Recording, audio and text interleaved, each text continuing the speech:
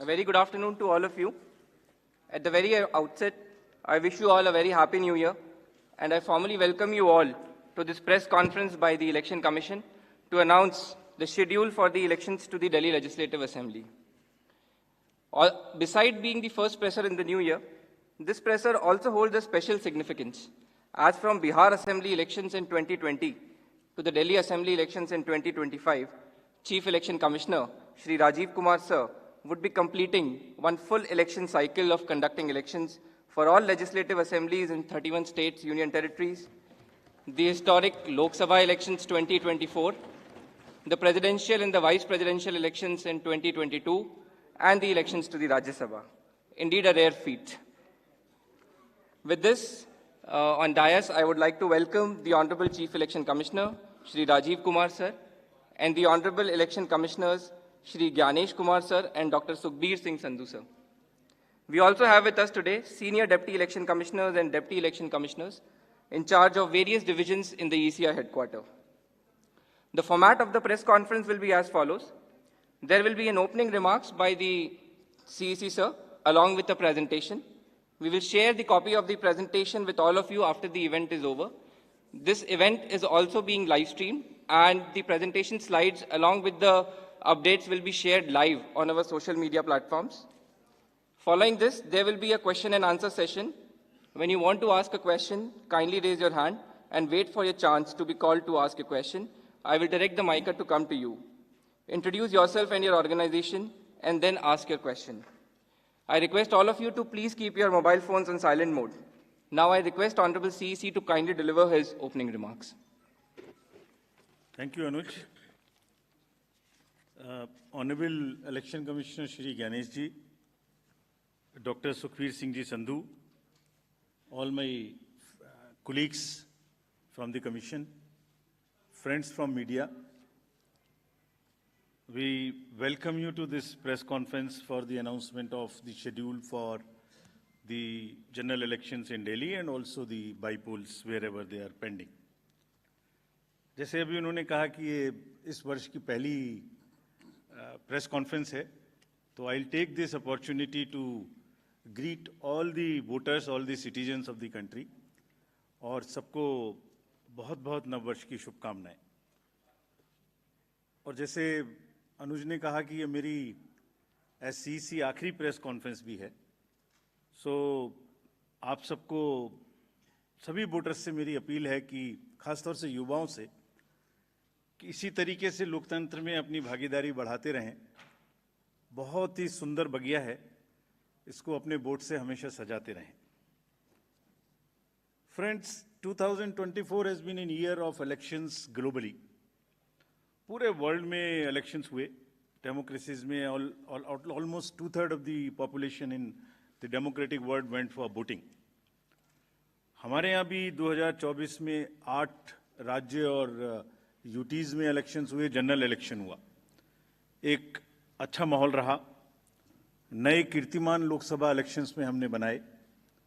विश्व में maximum voting का परसेंटेज का रिकॉर्ड बना, लोगों की भागीदारी का, महिलाओं की भागीदारी का, वायलेंस फ्री इलेक्शंस का, no repolls, record seizures, inducement free to the extent it was possible, J&K, Manipur, LWE areas. So काफ़ी रिकॉर्ड्स बने और मुझे उम्मीद है कि आने वाले समय में भी इसी प्रकार से लोकतंत्र और मजबूत होता रहेगा। Another landmark is in the making. आज कल हमारी इलेक्टरल रोल्स रिलीज हुई, आज भी 4 स्टेट में रिलीज हो रही है। We are crossing 99 crore voters. So we are going to be 1 billion voters very soon, nation of 1 billion voters very soon. That's another world record which is in making. But with this SSR, after the declaration by the state of UP, Rajasthan, Punjab and Bihar, which will be declaring their SSR results today, will be crossing 99 crores, first time. महिलाओं की संख्या भी 48 करोड़ से ऊपर पहुंचने जा रही है इस SSR में, which is a very strong indicator and a sense of empowerment for the women of the country. Friends, नए साल में पहली बारी दिल्ली की है और दिल्ली की अपनी एक विरासत है। एक पूरा देश यहाँ रिप्रेजेंट होता है। I mean you can see the entire country in Delhi. मतलब एक विविधता का बिल्कुल एक जागृत नज़ारा देखने को मिलता है। दिल्ली में किसी भी जगह में चले जाइए, हर कल्चर, हर जगह के लोग आपको यहाँ मिलते हैं। सो रिस्पॉन्सिबिलिटी भी दिल्लीइट्स की बढ़ जाती है and we are sure Delhi will this time vote in larger numbers, और जिसको अगर कह सकें तो दिल्ली दिल से वोट करेगी, ऐसा हमें उम्मीद है। फ्रेंड्स, इन सभी उपलब्धियों के बीच I am coming to a little serious issues and I'll take some time before I come to the daily specific issues. 24 में जहां मैंने इतनी सारी उपलब्धियां गिनाई, वहीं चुनाव के दौरान कुछ डाउट्स, कुछ शंकाएं, कुछ कंसर्न्स भी रेज होते रहे। So prior to coming to Delhi elections, let me on my own tell you what kind of concerns were raised, and I'll narrate all these concerns, and also before coming to Delhi, try and answer on each one of them so that no doubts remain. कहा गया कि electoral roles में wrongful addition या deletion कर दिए गए। ये अभी रिसेंट शुरू हुआ जनरल इलेक्शन के बाद, महाराष्ट्र इलेक्शन से। अभी दिल्ली में भी चल रहा है लगातार यही बात। तो आप पूछेंगे, इससे पहले मैं खुद वो प्रश्न दे रहा हूं जो आपके मानस में हैं और सबके मानस में फैला दिए गए हैं। ऐसा भी कहा गया है कि कोई ग्रुप्स को टारगेट कर दिया जाता है, किसी के नाम काट दिए जाते हैं, किसी लोकेलिटी से नाम काट दिए जाते हैं। मैं आज सब बताऊंगा कि ऐसा हो सकता है क्या, ऐसा क्यों नहीं हो सकता।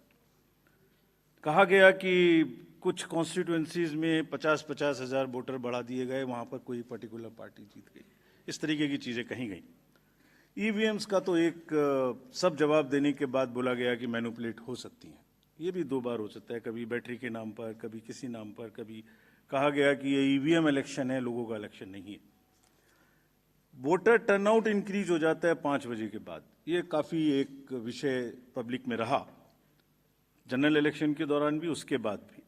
कैसे 5 बजे के बाद बढ़ सकता है, कहाँ बढ़ गया, कौन सी 5 बजे से 10 बजे तक के बीच में कतारों में, लाइनों में लोग खड़े हुए थे, हमें वीडियो दिखाइए। इस तरीके के प्रश्न पूछे गए, जिसके उत्तर मैं आज देना चाहता हूं before going to Delhi election.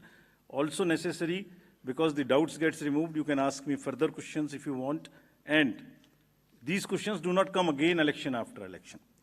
Voters में मिसमैच हो गया, जितने वोट पड़े थे वो बढ़ा दिए गए। पहली बात तो ये था वोटर टर्नआउट में, चलिए बढ़ा दिए। उसके बाद काउंटिंग में मिसमैच हो गया, कहीं कम गिन लिए, कहीं ज़्यादा गिन लिए, ये भी मुद्दे उठे। काउंटिंग को स्लो डाउन कर दिया गया। अभी एक नया मुद्दा उठा है कि हमने कोई रूल चेंज कर दिए हैं जिससे बहुत बड़ी ट्रांसपेरेंसी खत्म हो गई है। So all these questions are actually, अगर एक बहुत बड़ी पिक्चर आपको मैं दिखाऊं तो 10.5 लाख बूथ हैं कंट्री में। हर बूथ पर 4 से 5 पोलिंग ऑफिशियल्स होते हैं, तो उनका नंबर हो गया 10.5 इंटू 4 भी कर लें तो करीब 45-50 लाख लोग हैं। ये 45-50 लाख जो पोलिंग ऑफिशियल्स हैं, ये उसी स्टेट के होते हैं, डिफरेंट डिपार्टमेंट्स के होते हैं, डिफरेंट स्किल सेट्स के होते हैं। एंड चुनाव से बूथ पे पहुंचने के 2 days 3 days before they are randomized in front of the candidates and teams are formed. So they meet first time 2-3 days. So there cannot be, ऐसा लगता है कि जैसे 40-45 लोग कोई कॉन्स्पिरेसी या कोई गलती गड़बड़ करने के लिए बैठे हुए हैं। इतने सारे क्वेश्चंस देख के बड़ा पेन होता है इनको, because they are at the receiving end. So I will explain how this is not possible or what is the answer to this. I'll attempt answers to all these questions, and it is our duty. Actually, right to question is inbuilt in democracy. It's an inherent right. We respect this. We respect this right. We feel that question करना और उसका जवाब देना हमारी जिम्मेदारी है। तो आज इन सभी सवालों की पूरी इज्जत रखते हुए हम इनका जवाब देंगे 1 by 1। और अगर इसको मैं कुछ शायराना अंदाज में कह सकता तो ऐसे कहता, सब सवाल अहमियत रखते हैं, जवाब तो बनता है। सब सवाल अहमियत रखते हैं, जवाब तो बनता है।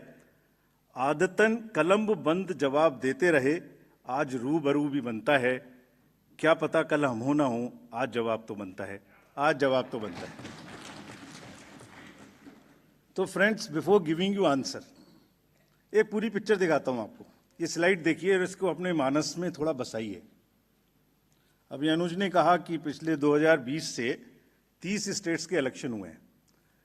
15 स्टेट्स में different parties are the biggest parties. This is the beauty of Indian elections and the democracy. आप देखिए 2020 से स्टेट बाय स्टेट हमने दिखाया। This we are putting on social media. जैसे मैं आपसे बात कर रहा हूं तो आपके ग्रुप में ही आ जाएगा, slide by slide it is being transmitted. 20, 21, 22, 23, 24 हर जगह में different parties are coming to, are getting maximum seats. This is one reflection how fair, how deep rooted the fairness of the Indian elections are. The Indian voter is extremely aware, conscious, he understands everything. तो वही जवाब देता है। But anyway, जो प्रश्न पूछे गए उनका जवाब मुझे देना चाहिए, मैं देता हूं उनका जवाब आपको। एक जवाब देने से पहले अगर ये बात मैं कहूं कि ये पूरी पिक्चर अगर किसी को दिखा दो तो सारी पार्टीज को पता है कि वो जहां उनको वो भी हर जगह में जीते हैं। हर इलेक्शन के बाद एक परिणाम से रिलेटेड, परिणाम के बेसिस पे प्रक्रिया का आकलन नहीं हो सकता। परिणाम अपना निश्चिंत है। फिर से जो पार्टी सब जानती हैं कि वो भी जीतती हैं, अगर उसको भी शायराना अंदाज में कहा जाता तो कैसे कहते, ये मैं कहने की कोशिश फिर से करता हूं। वो जानते हैं, वो जीत चुके हैं, उन्हें पता है। कर न सकें इकरार तो कोई बात नहीं, मेरी वफा का उनको एतबार तो है। शिकायत भले ही उनकी मजबूरी हो, मगर सुनना, सहना, सुलझाना हमारी आदत तो है। Friends, with this I will come to the electoral roll. अभी भी इलेक्टोरल रोल के बारे में कहानी चल रही है। देखिए, आपको एक करीब 70 स्टेप्स ऐसे हैं। इलेक्टोरल रोल, उसके बाद चुनावी प्रक्रिया, EVMs, polling station, form 17C, counting, जिसमें पॉलिटिकल पार्टीज और कैंडिडेट्स कॉन्टिन्यूसली हमारे साथ रहते हैं। डिस्क्लोजर्स की जो मैं बात कहता हूं वो आज मैं आपको दिखा रहा हूं कैसे। अगर जब भी इलेक्टोरल रोल बनता है, रेगुलर मीटिंग्स होती हैं, फॉर्म 6 के बिना हो नहीं सकता। बीएलए हर पार्टी को अपॉइंट करने का अधिकार है। जो भी क्लेम्स एंड ऑब्जेक्शंस आते हैं वो हाथ की हाथ हर पॉलिटिकल पार्टी के साथ में शेयर किए जाते हैं। वेबसाइट पे ड्राफ्ट डाला जाता है। पोलिंग स्टेशन के रेशनलाइजेशन में कंसल्ट किया जाता है। कोई डिलीशन हो ही नहीं सकता जब तक उसके पीछे फॉर्म 7 ना हो। यहां तक कि अगर किसी की डेथ हो गई है, उसका भी डेथ सर्टिफिकेट हम अपने रिकॉर्ड में लगा के बीएलओ के माध्यम से रखते हैं। अगर किसी का डिलीशन इसके अतिरिक्त होना है शिफ्टिंग में, उसको नोटिस देते हैं, वेबसाइट पे डालते हैं, क्लेम्स एंड ऑब्जेक्शंस का टाइम देते हैं। हमने मेहनत करके इस पूरी प्रक्रिया का एक चार्ट बनाया, मैं आपको दिखाना चाहता हूं वो चार्ट। नेक्स्ट देखिए, राइट साइड में आप देखेंगे अक्टूबर। So this is necessary for the nation to know. और दुनिया में और हिंदुस्तान में दूसरी कोई प्रक्रिया ऐसी नहीं है जिसमें हर साल आपके आइडेंटिटी का या आपके वोटर का किसी चीज का एनुअल वेरिफिकेशन होता हो। अक्टूबर हर साल 1 जनवरी को एलिजिबल डेट मानकर एक सर्वे किया जाता है जिसको अक्टूबर में प्रारंभ होता है।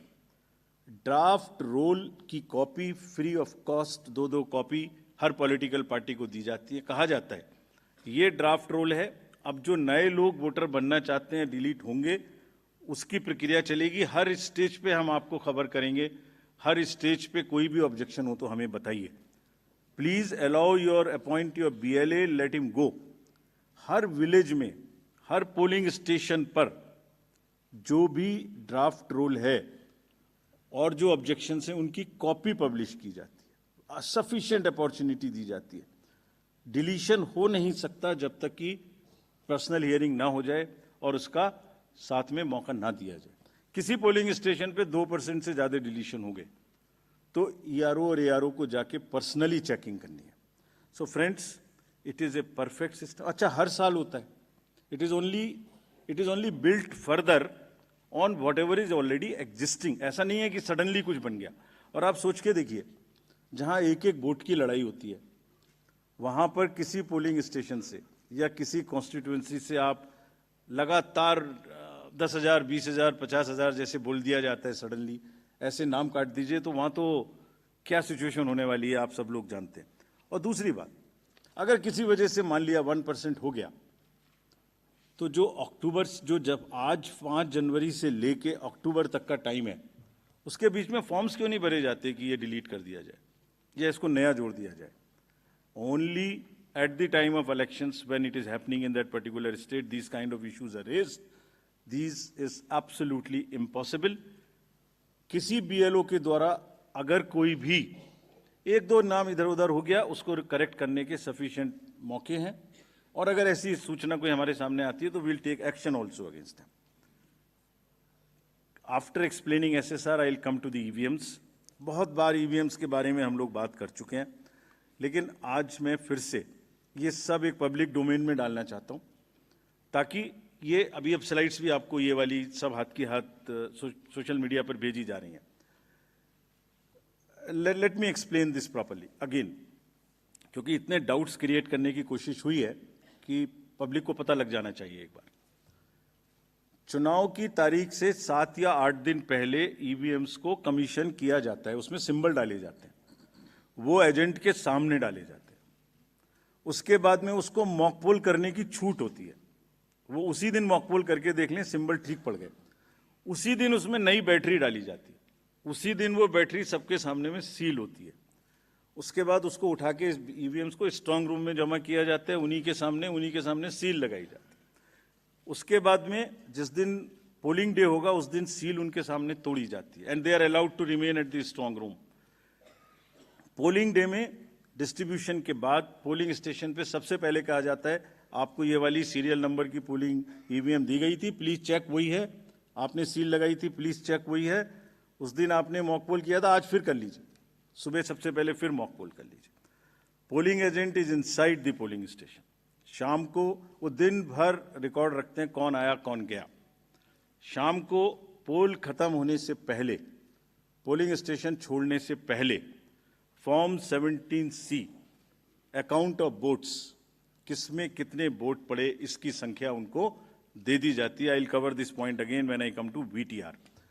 ईवीएम्स को वापिस स्टोर रूम में लाया गया, फिर उनके सामने ताला लगाया गया, फिर काउंटिंग के दिन आए, फिर कहा भाई काउंटिंग में फिर देख लो वही मशीन है, फिर सील चेक कर लो।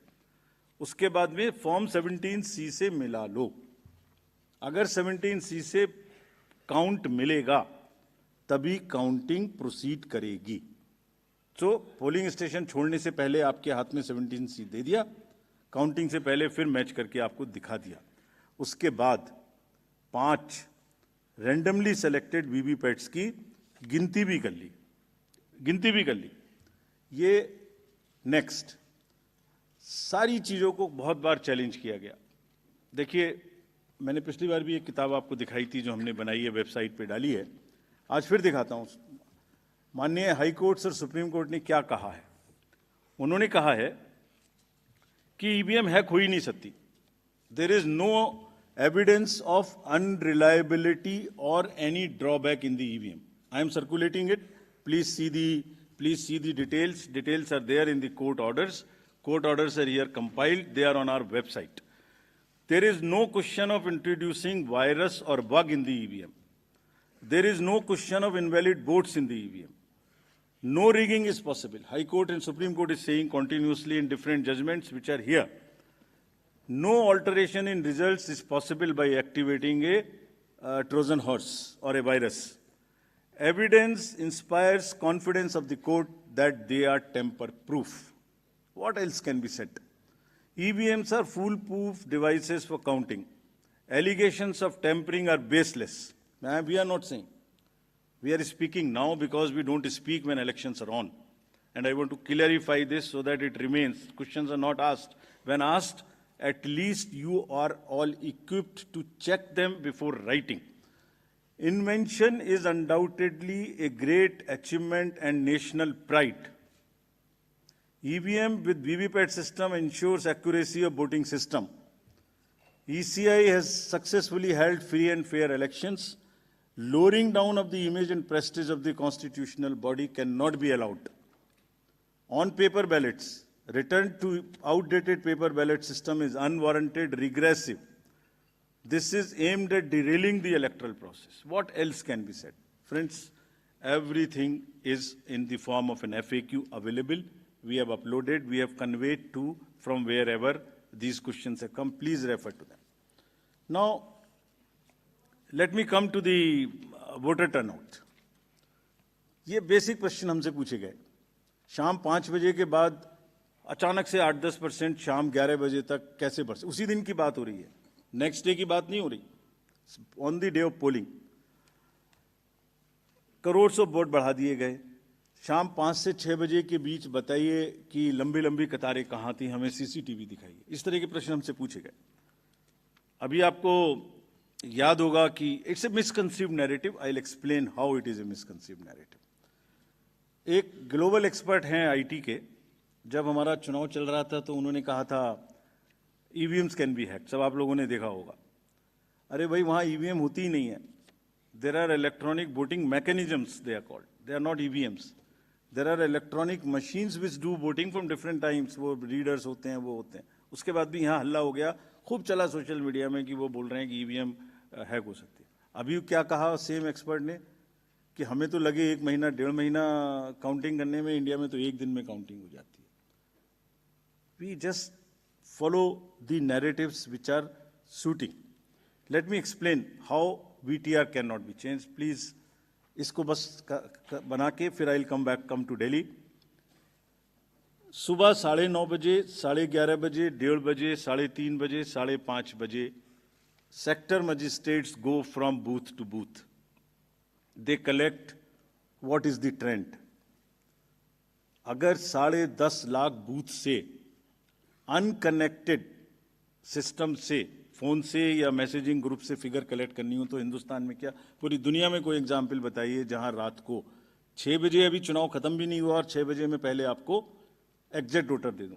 फिर इलेक्ट्रॉनिक वोटिंग मशीन को इंटरनेट से जोड़ देते हैं. जोड़ने के बाद में वो हैंड टू हैंड लाइव हो जाएगा सिस्टम. फिर आप कहेंगे कि ईवीएम को हैक कर दिया. 5:30 बजे, 5 बजे के बाद, जस्ट प्लीज इमेजिन, 5 से 7 के बीच में प्रिजाइडिंग ऑफिसर जो पहली बार वहां गया है, छोटे से स्कूल के टीचर हैं, आंगनवाड़ी वर्कर्स हैं, वो क्या काम करते हैं? जितने लोग लाइन में खड़े हैं पहले उनको पर्चियां टोकन बांटते हैं कि आप लाइन में रहिए, आपका वोट जरूर लेंगे.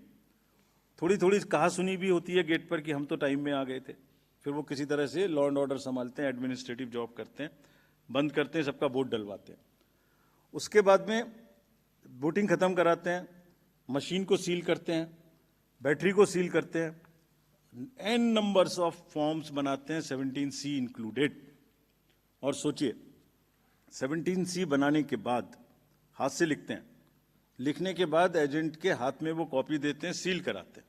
अब एक आप इमेजिन करिए, 10.5 लाख बूथ पर अगर 4 एजेंट भी मान लें तो 40 lakh form 17C are available with the agents at close of poll before leaving polling station.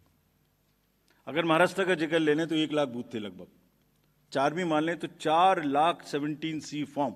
अगर मैं यहाँ 300-400 लोग हैं आप लोग, इनके बीच में एक कागज सर्कुलेट कर दूं और कहूं कि 1 घंटे के बाद में इसको मुझे वापस कर दीजिए, मैं बदल दूंगा, तो बदल सकता हूं क्या? संभव है क्या? Every candidate of a legislative assembly by the end of the day collects form 17C from his polling agents and knows exactly on which booth how much has been voted, votes have been cast. कहीं तो 1-1, 2-2 महीना counting नहीं हो पा रही और हमसे क्या पूछा जा रहा है कि आपने 6 बजे के बदले 11:15 बजे तक 8% बढ़ा दिया. अरे भाई, वो 7-7:30 बजे सारी मशीन को लेके बूथ से उठ के काउंटिंग डिपॉजिट सेंटर में आएगा, प्रिजाइडिंग ऑफिसर मशीन जमा करेगा और 7:30 बजे के बाद 8 बजे के बाद, जैसे जैसे वो लौटेगा फिर से voter turnout app which is not a statutory document, उसको ठीक करना शुरू करेगा। 11 सवा 11 बजे तक हमने जनरल इलेक्शन 24 के बाद, जिससे कन्फ्यूजन ना रहे, 11:30 बजे, पौने 12 बजे रात को फिर एक रिलीज करना शुरू किया प्रेस का, ताकि ये भी ना रहे कि अगले दिन क्या हुआ, पहले दिन क्यों नहीं बताया। हमने उस दिन रात को करना शुरू किया। अब कहा जा रहा है कि 6 बजे बता दीजिए, 6 बजे पोलिंग स्टेशन बंद करें, 6 बजे मशीन को जमा करें, या 6 बजे पहले सबसे पहले ये बताएं कि क्या हुआ। Therefore, this gap is a very, very procedural inbuilt gap. It will always remain so. There is nothing wrong in it.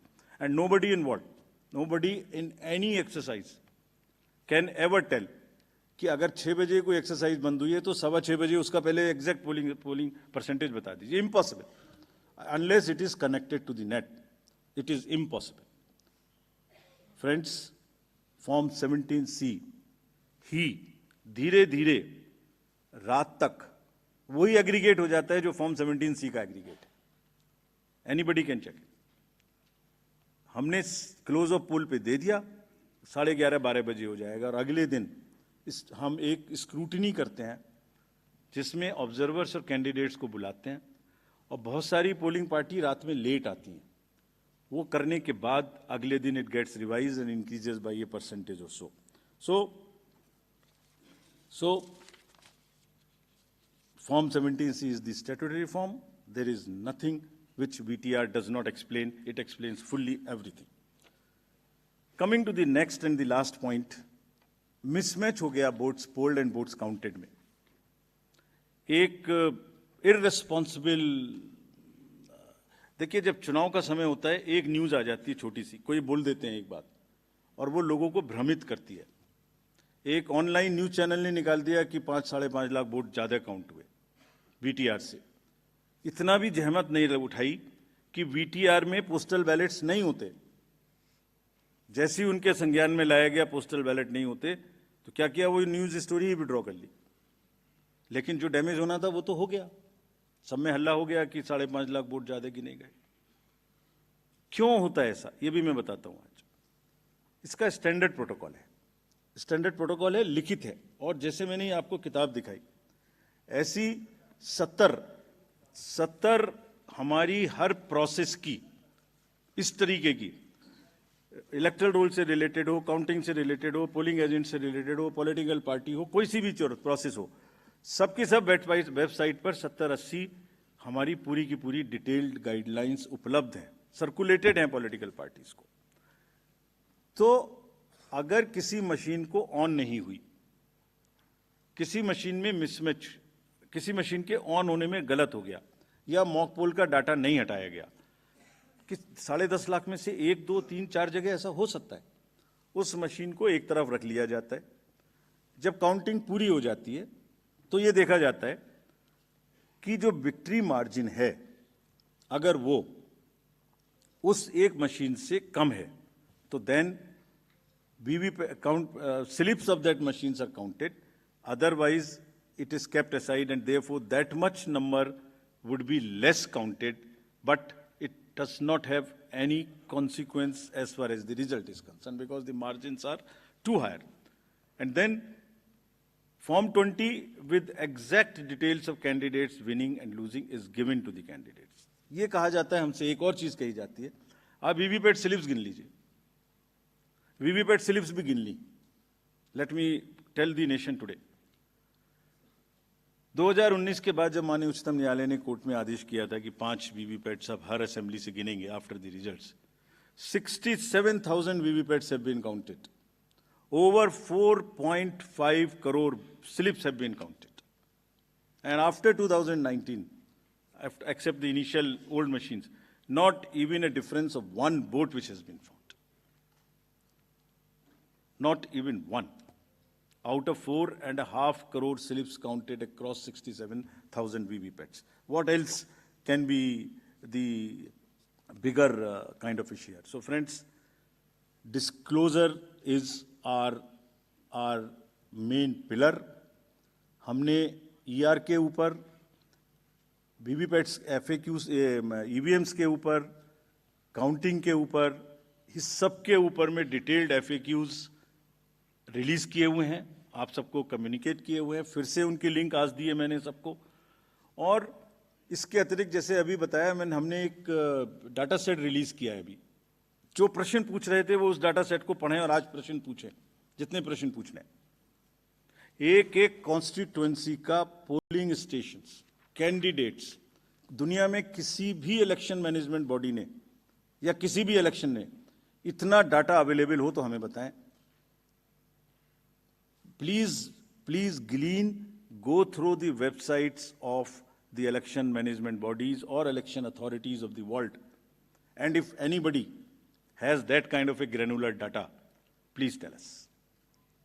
It has whatever you want to know about elections. It has everything in that data, and we have carefully uploaded it. Count it. जिन्होंने ये कहा कि इतनी voting पड़ी, इतना कम हो गया, इतनी कॉन्स्टिट्यूएंसी में इतना कम, reputed organizations have also joined this chorus. There is a case pending in the Honorable Supreme Court. We'll answer in detail there. But let them look inward and see if it is available anywhere in the world. Disclosure is our forte, and glean anywhere. General accusations मत लगाइए, कोई भी specific accusation हो हमें बताइए, इस booth पर ये गड़बड़ी हुई, इस कॉन्स्टिट्यूएंसी में ये गड़बड़ी हुई, हम जवाब देंगे। ये हमारी ड्यूटी है, हम जवाब देंगे, पूरी इज्जत के साथ जवाब देंगे, पूरी विनम्रता के साथ जवाब देंगे। फिर से बिफोर कमिंग टू दिल्ली, इसको फिर से मैंने कुछ लिखा था, मैं अगर कह सकूं आज जाने से पहले। इरशाद, आरोपों और इल्जामात का दौर चले कोई गिला नहीं। आरोप और इल्जामात का दौर चले कोई गिला नहीं, झूठ के गुब्बारों को बुलंदी मिले कोई शिकवा नहीं।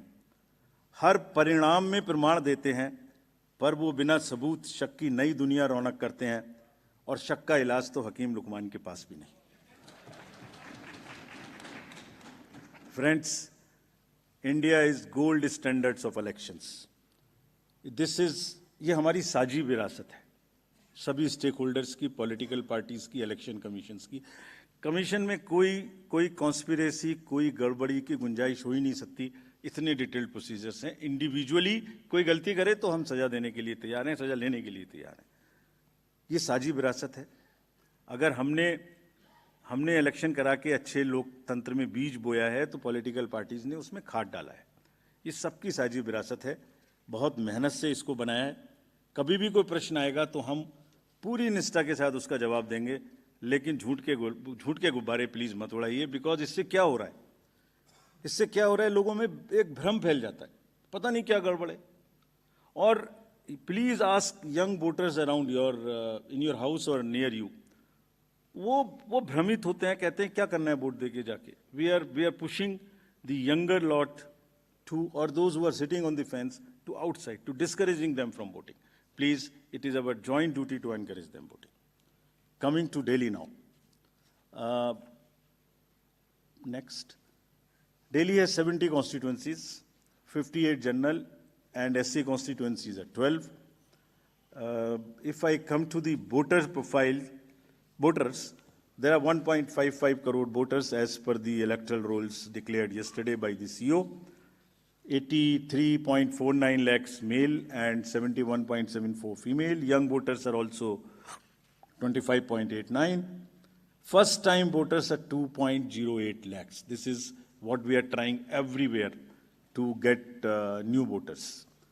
If we look at the PWD voters, there are 830 centenarian voters also. We have worked on transgender voters. We want them to please come and join us. There are 1.0985 plus voters.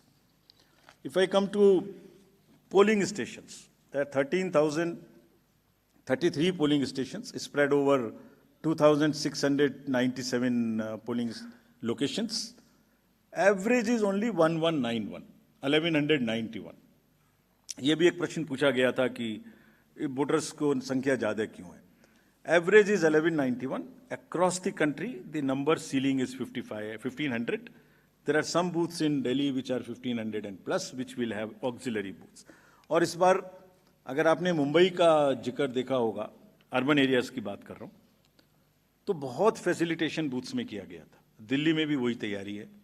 Delhi में भी booths को बहुत सुंदर बनाने की कोशिश करेंगे। जब आप रोल से पोल की बात करते हैं और जब पोलिंग स्टेशन पे आएंगे तो आपका अनुभव, आपका एहसास सुखद रहे, इसकी हम पूरी प्रयास करेंगे। Please come to vote in larger numbers.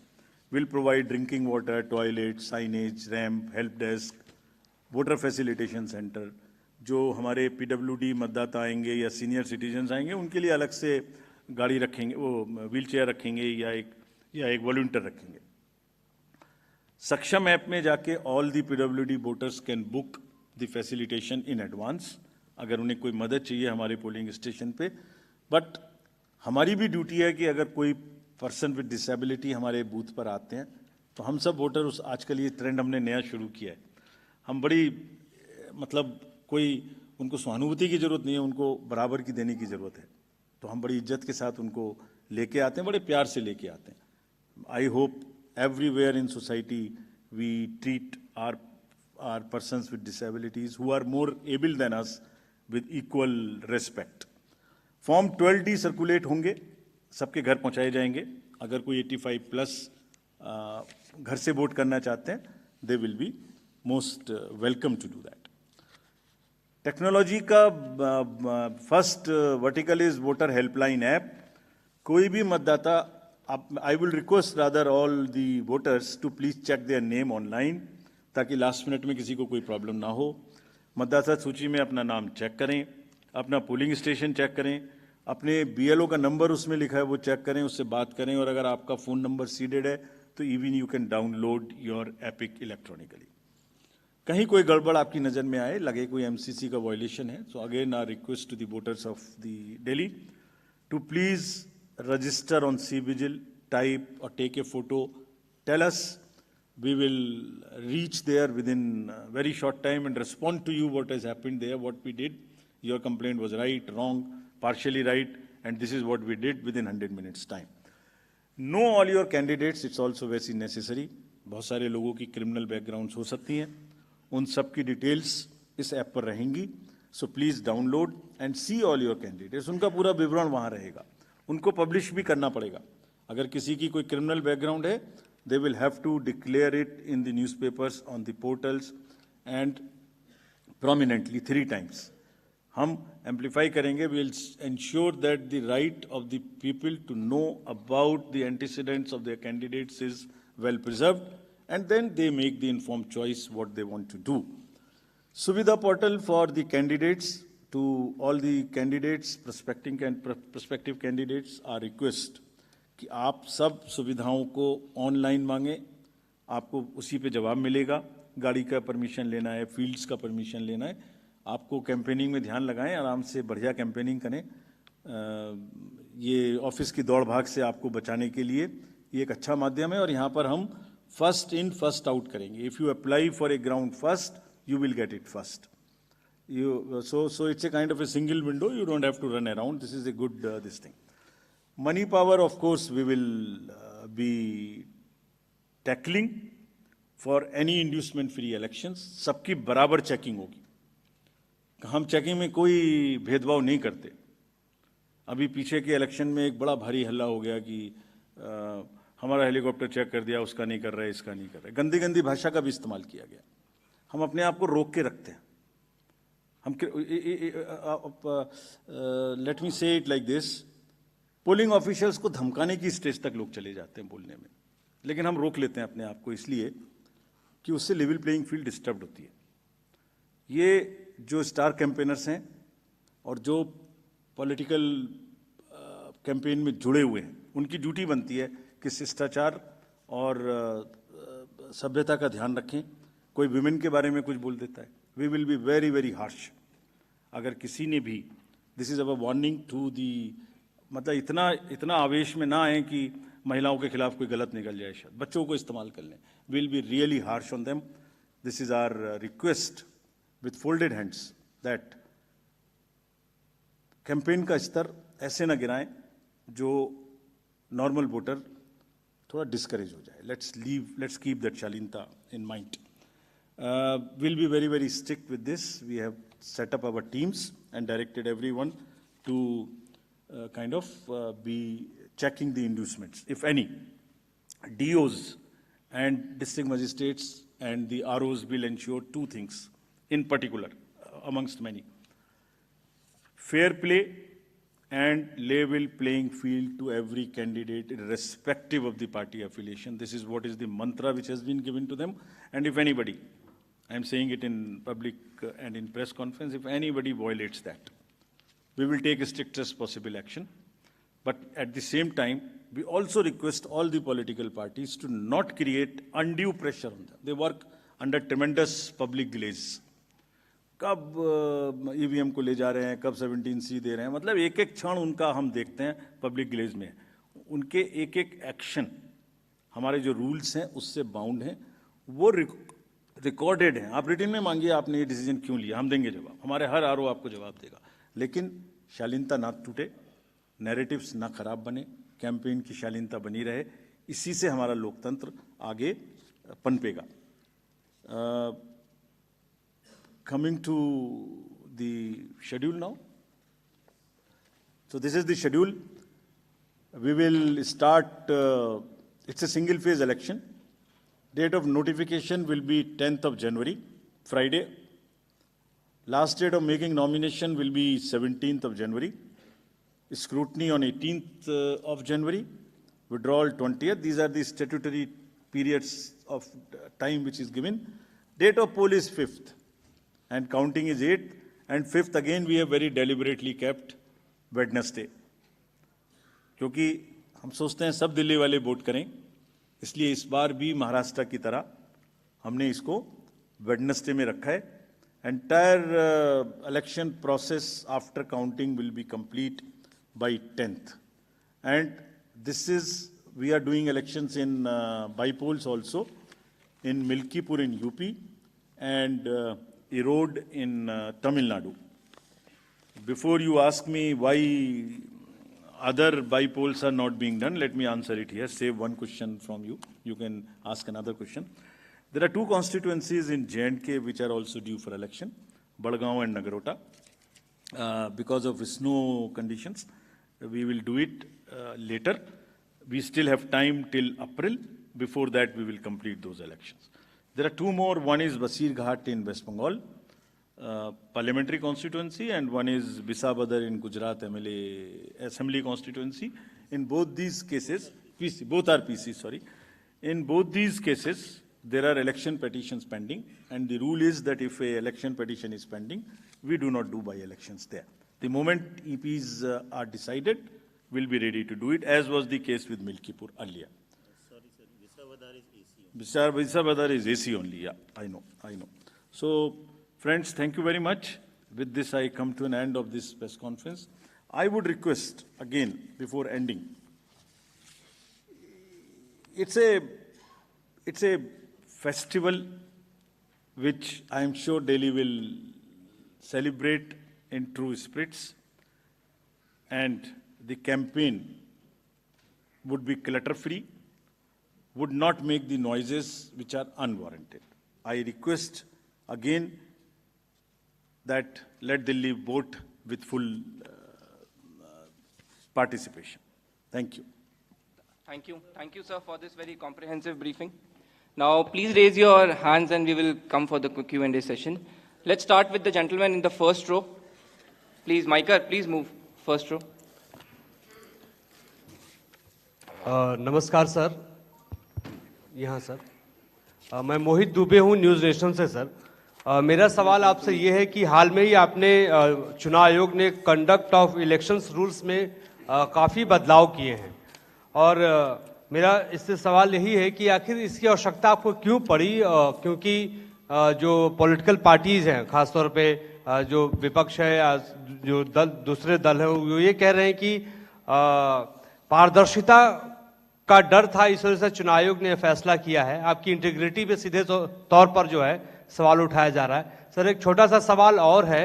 Madhya Pradesh में जो अभी नतीजे आए हैं उसको लेके कांग्रेस पार्टी और दूसरे जो सहयोगी दल हैं उन्होंने आरोप लगाया कि जो वोटर लिस्ट में जो बदलाव हुआ था, जो मत जोड़े गए थे और जहां जोड़े गए थे वहां पे भारतीय जनता पार्टी को ज्यादा फायदा हुआ, कांग्रेस को, दूसरे दलों को नुकसान हुआ, क्या कहेंगे इस पर? Let us go to the gentleman in the third row. Sir, मैं ऋषिकेश कुमार न्यूज़ 24 से हूँ। सर, आपने दो चीज़ कहा कि 2020 के बाद 24 चुनाव 16 में सिंगल राज्य पार्टी गैर बीजेपी रही। लोग ये भी पीछे पूछते हैं सर कि जहाँ राज्यसभा की सीटें जिन राज्यों में ज़्यादा होती है वहाँ सबसे ज़्यादा आरोप प्रत्यारोप लगते हैं इलेक्शन कमीशन पर। और दूसरा सर, महिलाओं को लेकर आपने कहा कि महिलाओं का सम्मान करना होगा, तो चुनाव से ठीक पहले दिल्ली में प्रियंका गांधी के गाल और सड़क का मामला है, तो क्या उस पर भी कुछ संज्ञान ले रही है, या आने वाले वक्त में इस तरीके के बयानों को लेकर क्या देख रहे हैं? Yes, please, Mr. Prabhu. Good afternoon, sir. I just have 2 points to ask. First of all, thanks for explaining that entire process. It makes our life much easier. But apart from the question of, you didn't address why the rules. One is about the Aadhaar seeding with the electoral card. That's something that, initially you all had said it will not be mandatory. Now it is more or less become mandatory if you do it online. And of course, the larger process for you, you've done 31 elections. You are the best to give us advice on what are the election reforms that are required. And sadly, not much has been touched upon it. There's still the issue of, as you yourself in your presentation said, it is all numbered. So, what TN Station was famous for mixing the ballots. In the EVMs, you can't mix. You still can identify, and that does not help a free and fair election. We'll take one more. Lady in the back, last. Ma'am, please. Hi sir, Aishwarya Paliwal from India today and आज तक। Come this side. Sir, freebies जो है वो बहुत ज़्यादा बढ़ती जा रही हैं। हर पॉलिटिकल पार्टी कोई ना कोई रोज़ आके एक नया फ्रीबी की बात करती है। क्या आपको लगता है कि लेवल प्लेइंग फील्ड नहीं बनता फ्रीबीज से, और क्या आप कोई कदम उठाएंगे फ्रीबीज को कर्व करने के लिए? Very very important questions actually, जो अभी इस कॉन्टेक्स्ट में सब जगह घूम रहे हैं। आई एम सॉरी, मैंने कहा था कि रूल्स चेंज किए, ये एक मुद्दा है, मैं उसका जवाब आपने पूछ लिया अभी। देखिए, रूल्स क्यों चेंज किया? पारदर्शिता खत्म कर दी, ये एक कंसर्न रेज किया गया। जैसे आपने खुद कहा, पारदर्शिता हमारा मूलभूत आधार है। पारदर्शिता कम करने के लिए हम कुछ कर ही नहीं सकते। पहले तो ये बात मानस में बैठा लीजिए। अब ये प्रश्न आता है कि हमने क्यों चेंज किया। मुझे किताब दो, एक्ट की कॉपी दो, आरपी की दे दो ऐसी। इस किताब में ये रिप्रेजेंटेशंस ऑफ पीपल्स एक्ट है। इसमें आप कंडक्ट ऑफ इलेक्शन रूल्स में जाइए, रूल नंबर 93 इसका देखिए।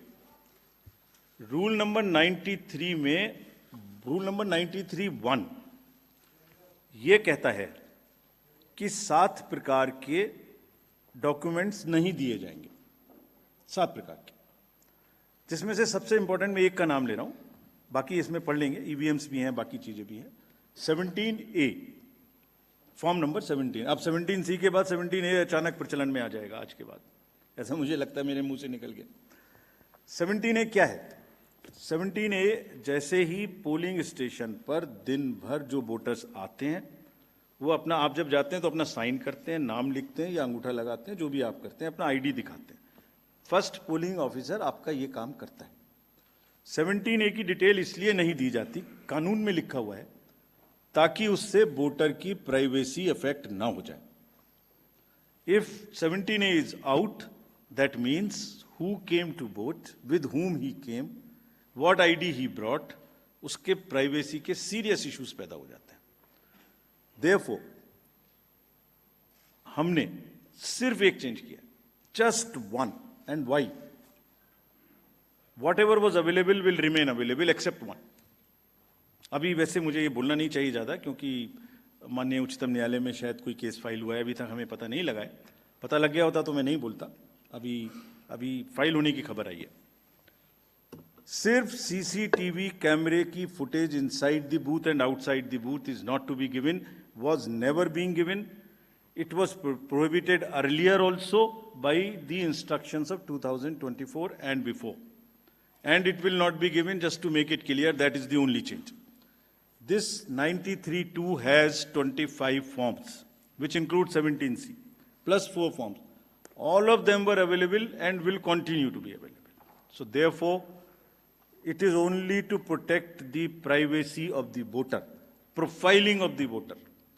70 मतलब फिर तो पोलिंग स्टेशन के अंदर का मैंने लाइव वीडियो आपको दे दिया। कैसे दे सकते हैं? कितनी बड़ी सिक्योरिटी। जिसने वोट नहीं दिया उसका भी वीडियो मिल गया, फिर तो उसका भी पता लग गया, हर वोटर की फेस भी मिल गई। और सपोजिंग मैं दे दूं आपको, सोचिए जरा, कंट्री को सोचने की जरूरत है, लोगों को ये बात कैसे कह सकते हैं समझने की जरूरत है। छोटी सी बेसिक सी मैथमेटिक्स भी नहीं कर सकते। आई मीन इट्स ए, मतलब कितने झूठ बोले जाएंगे। कोई तो लिमिट होगी, कोई तो इंतहा होगी, कहीं तो जाके रुकेगा। अगर 10.5 lakh booth, please note this, मैं पूरे देश को बता रहा हूं, 10.5 लाख बूथ, 10.5 लाख बूथ पे सुबह से सीसीटीवी की रिकॉर्डिंग शुरू होती है। वो हमारे इंटरनल पर्पज के लिए है, वो किसी को देने के लिए नहीं है। क्यों लेना चाहता है कोई, मैं ये भी बताता हूं आपको। 10 घंटे भी अगर मान लें हम, 7 बजे से 7 बजे तक की सीसीटीवी होती है, 12 घंटे, 10 भी मान लें, तो जरा अंदाजा लगाइए 10.5 लाख बूथ की 10 घंटे की फुटेज का मतलब हो गया 1 करोड़ घंटे। 1 करोड़ घंटे। और अगर 1 करोड़ घंटे का एक आदमी देखने बैठेगा तो अंदाजा लगा सकते हैं कितना समय लगेगा। अगर 8 घंटे भी रोज देखेगा तो 3600 साल लगेंगे उसको देखने में। 3600 years he will take to see. Why does he want it? Let us ask this question from the person who wants this. He will give it to for machine learning. आपकी मेरी सबकी शक्लें, सबके प्रोफाइल, सबकी voters की privacy will be in public domain.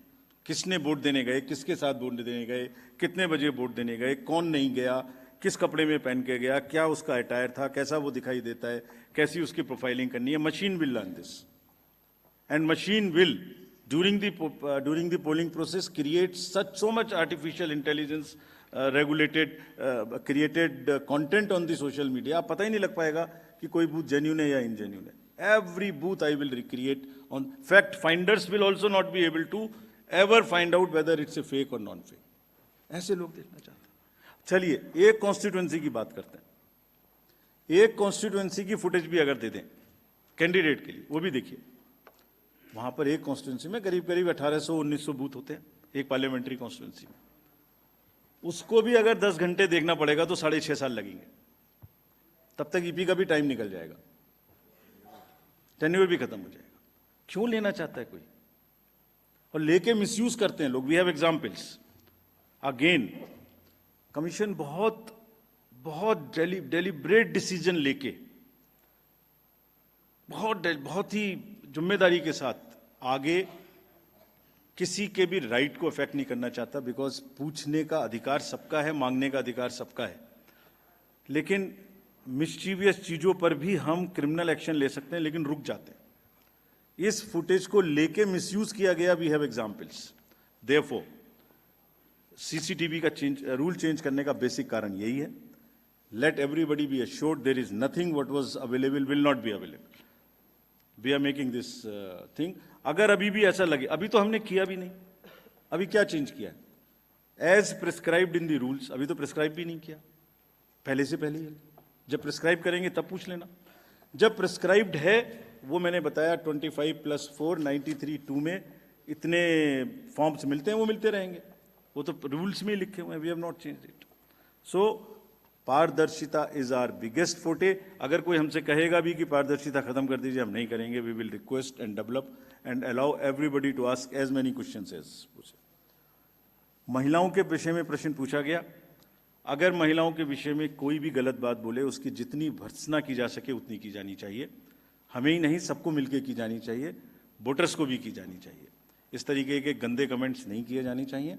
हमने बहुत strict guidelines दी हैं। अभी फिर मैं कहता हूं कि हम लोग अपने डीओस को क्रिमिनल एक्शन लेने से रोक रहे हैं। अगर हम ये शुरू कर देंगे तो ठीक नहीं है। Let voter decide, but we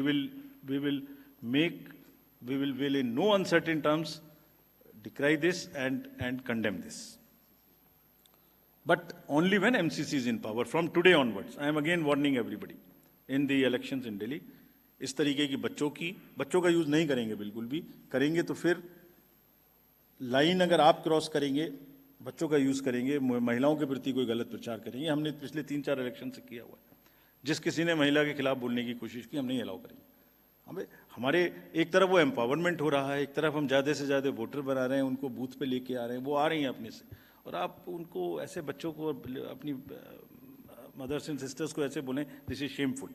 we will, अगर ज़रूरत होगी तो हम लाइन क्रॉस करेंगे और फिर केस भी करेंगे। Freebies again is a matter which is sub judice. Therefore, we are not speaking on this. But since you asked about the reforms, I'll tell you the existing legal framework on what is in place and what can be done and what should be done. It is a settled law today in the Subramaniam Balaji versus State of Tamil Nadu that freebies are not disallowed. This is the apex court's order in Subramaniam Balaji. वहाँ freebies का distribution था, court ने पाया, 3-member division bench थी शायद, कि we cannot stop it. तो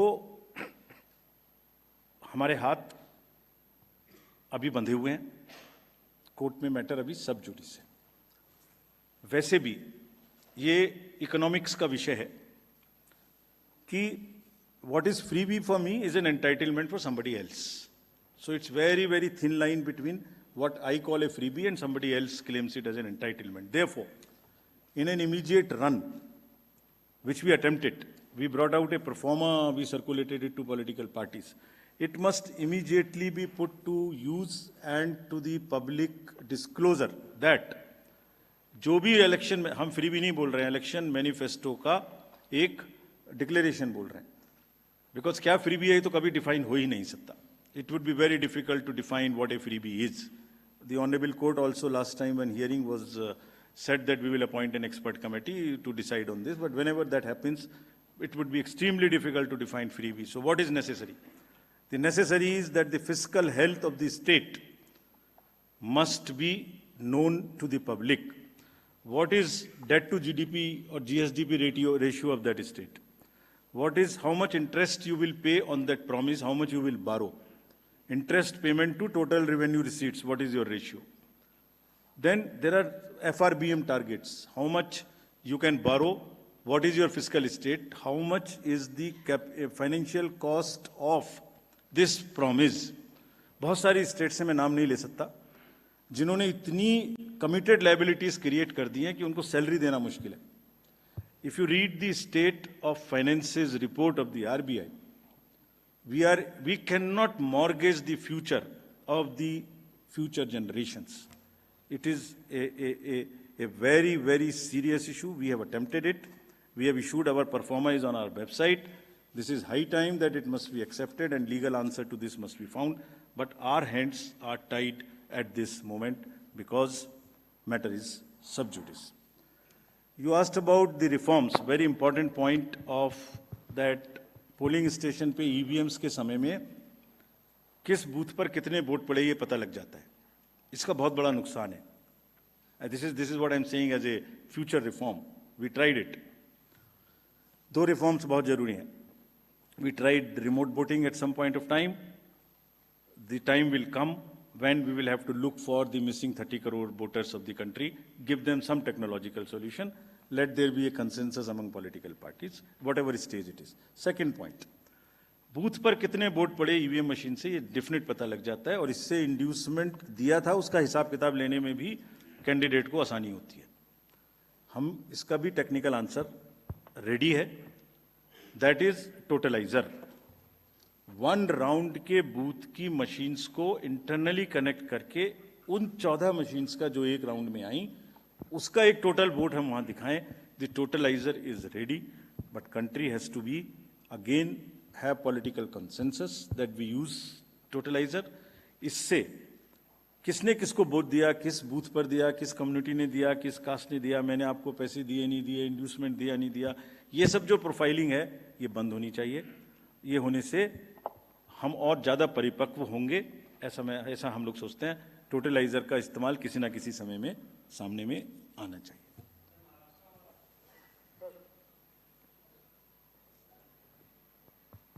Yes. Let us take a few more questions from that side. Neeraj, News 18. Sir Neeraj हूँ न्यूज 18 इंडिया से यहाँ। एक एक करके सर नीरज हूँ न्यूज 18 इंडिया से। हमारा दो My सवाल है। question एक करके is sir. about the counting day. On the day of counting, the standing practice is to start with the postal ballots. But in some cases, it has been noticed that at the local level, the polling officer takes it at the fag end. Not in all cases, but in some cases. So that violates the spirit of fairness. Nowhere. Are you sure that Please tell us an by example. order? No, I'm just asking. By order that you will stand by that practice? Yes. And there is no violation. Okay. And second question. Any place All right. Sir, where it has please. not been started, tell us. Okay. Second question is, So one by one. sir, We will have 1 minute. second question is that on the 1st of February, the union government will be presenting its budget. Whereas just 4 days later, the Delhi polling is scheduled. So don't you think the ruling party at the center will be at an advantageous position against the other stakeholders? Neeraj. Sir दो सवाल हैं। आपने press conference की शुरुआत आपने जब चुनाव आयोग ज्वाइन किया था उसके बाद के चुनावों के बारे में जानकारी और शंकाएं जो विपक्ष उठा रहे। विपक्ष जाहिर सी बात है बहुत सारे मसले पे आपके पास सबूत नहीं रख पाता, लेकिन विपक्ष के लोगों से जब हमारी बातचीत होती है उनका कहना है कि हाल के वर्षों में चुनाव आयोग का जो एक्शन है वो कन्फ्रंटेशन का हो गया है, रिसेप्टिव नहीं है। ये उनकी शिकायत है। बाकी शिकायतों को अगर अलग भी रख दे। दूसरा मेरा सवाल है एक देश एक चुनाव को लेकर, एक देश एक चुनाव के लिए क्या आप तैयार हैं? और अगर आप तैयार हैं कि नहीं तो उस पर किस तरह से लॉजिस्टिक सपोर्ट है आपके पास? और क्या आपके पास एक देश एक चुनाव का जो 5 साल में एक बार चुनाव की बात की गई है, क्योंकि पहले चुनाव आयोग में चर्चा हुई कि 1 साल एक चुनाव पे भी बात हुई है कई बार इस मुद्दे पे जब चर्चा हुई है, तो क्या आप दूसरा विकल्प भी, क्योंकि संसद में है, अगर चुनाव आयोग से पूछा जाएगा तो इस बारे में कोई दूसरा विकल्प भी देंगे संसद के सामने जो कमेटी बनी है? Thank you. Please, इसी में gentlemen. एक सवाल in जो the है आगे second बढ़ाते row. हुए नीरज ने जो One by बोला, one. इसी में एक सवाल आगे बढ़ाते हुए कि One by अक्सर one, जो है sir, आपने please. हालांकि जो जानकारी दे दी है कि शाम को 6 बजे से लेकर के 12 बजे तक वोटिंग प्रतिशत क्यों बढ़ता है, लेकिन राजनीतिक दलों का ये कहना है कि पहले भी तो हमारे पास में आंकड़े आते थे, तब इस तरीके का नहीं होता था, अब अचानक क्यों हो रहा है? तो उनकी शिकायत इस चीज को लेकर के कि पहले ऐसा नहीं होता था, अब क्यों हो रहा है? ये एक बड़ा सवाल है जिस पर वो सवाल उठा रहे हैं। We'll take one more question from that side. Gentleman in the cap.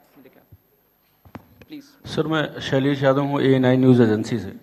Sir जैसे अनुज जी ने बताया कि आपने जो सारे चुनाव कराए हुए हैं, चाहे वो विधानसभा हो, राष्ट्रपति हो, उपराष्ट्रपति और लोकसभा, तो क्या लर्निंग रही है आपकी और क्या चैलेंजेस अपॉर्चुनिटी आप आगे इलेक्शन के लिए देखते हैं, क्योंकि अब ये आखिरी आपका कार्यकाल है ये दिल्ली विधानसभा का। और दूसरा सर, आप खाली बैठने वाले तो हैं नहीं, तो आपका कोई retirement plan? Come on.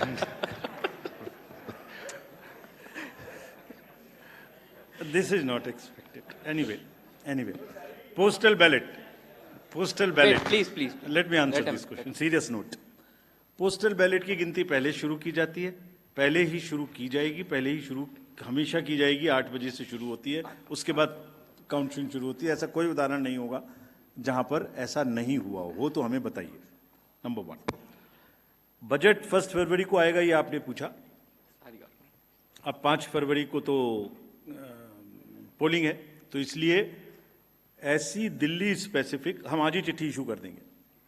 Cabinet secretary साहब को आज ही स्टैंडिंग इंस्ट्रक्शन इशू करेंगे कि कोई भी दिल्ली स्पेसिफिक बजट में चीज का शामिल नहीं किया जा सकता which can disturb the level playing field. For pan India there is no problem and that's the practice always whenever the voter account or the elections happen during the budgets happen during the election process. आपने कहा, एक पूछा कि confrontation का रास्ता, ये बिल्कुल भी सही नहीं है। पॉलिटिकल सबसे इंपॉर्टेंट, पूरे लोकतंत्र में सबसे important voter and second most important is political party and media. Three, one by one. I mean, I won't say 1, 2, 3, but all three equal.